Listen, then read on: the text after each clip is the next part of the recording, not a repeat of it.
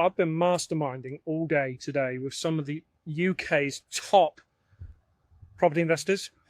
And one of the things that came up was, is the government actually trying to prevent a housing crash?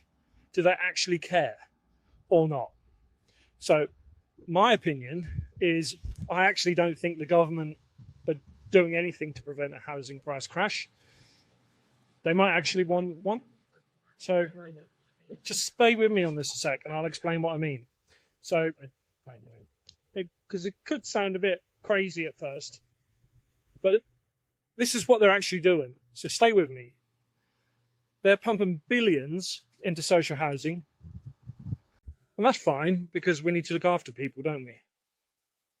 But instead of building new homes, they're putting pressure onto private landlords. So there's more forced social lets, longer term, low rent contracts. Some tenants that landlords can't even check and vet. It's risky and messier and harder to manage. And I know landlords who are saying, I'm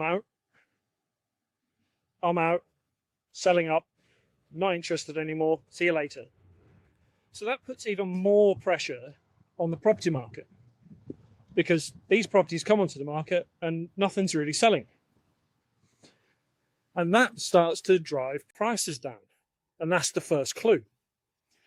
So second, look what's happening with asylum seekers at the moment. It's been in the news recently. Landlords are being offered 5-year contracts if they hand the keys of their house over. And some landlords are fine with that. Many bloody aren't. But either way, they're pulling more rental stock out of circulation, out of the open market, and tying it up with asylum seekers. So again, more landlords are saying, that's it, I'm done. And guess who's paying for all of this social housing stuff and asylum seeker accommodation? You are. You. Your tax, so the tax you pay the government, it's paying for everything. It's paying for all the rental costs, it's paying for all the contracts, it's paying for everything. So for me, that's clue number 2. Clue number 3, stamp duty. So stamp duty is bloody ridiculous at the moment in this country. If you're an investor, you're looking at a minimum of 5%, but maybe 10 or even 12, just in tax before you get the keys.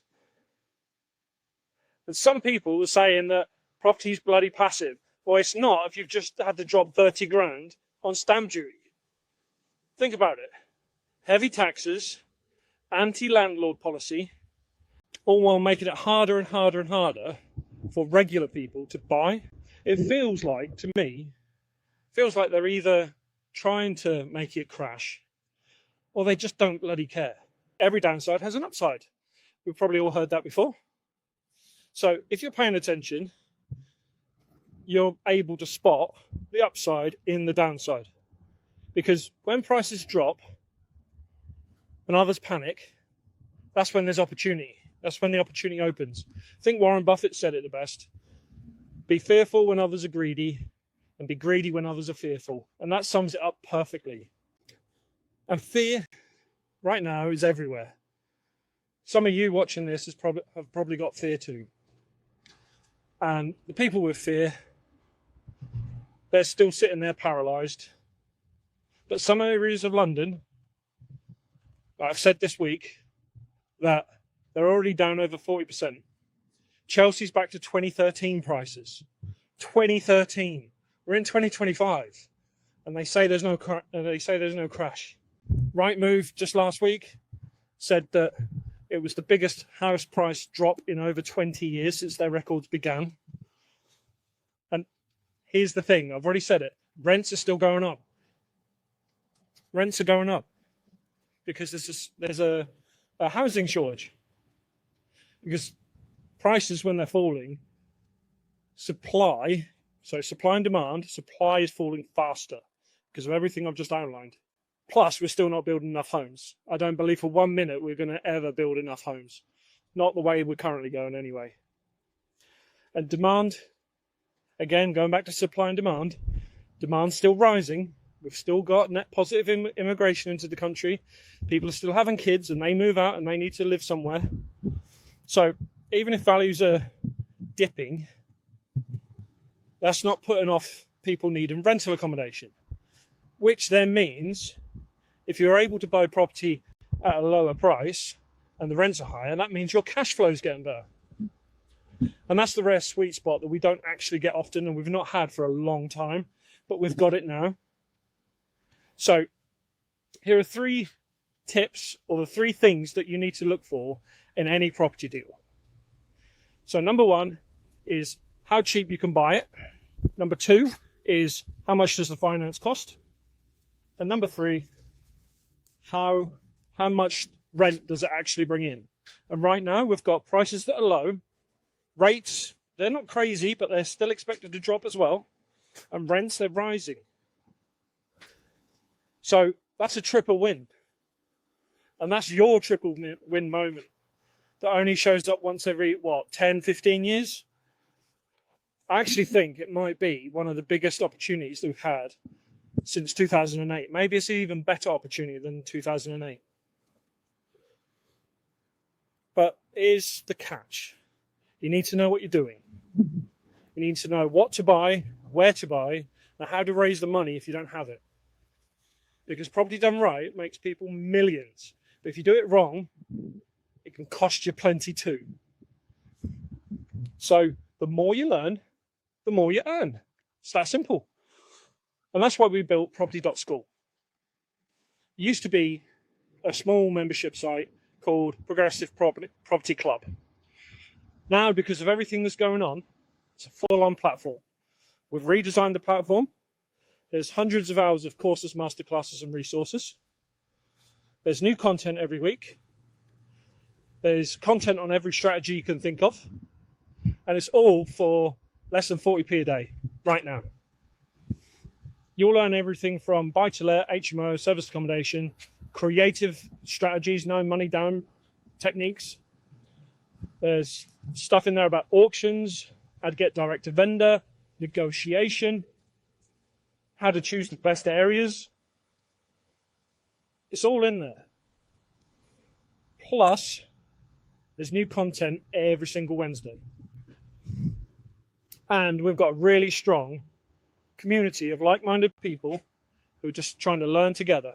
Some people are ahead of others and they're helping the ones who aren't as advanced as them. There's no fluff, there's no nonsense, no hype. It's just real tools to help you build multiple streams of property income.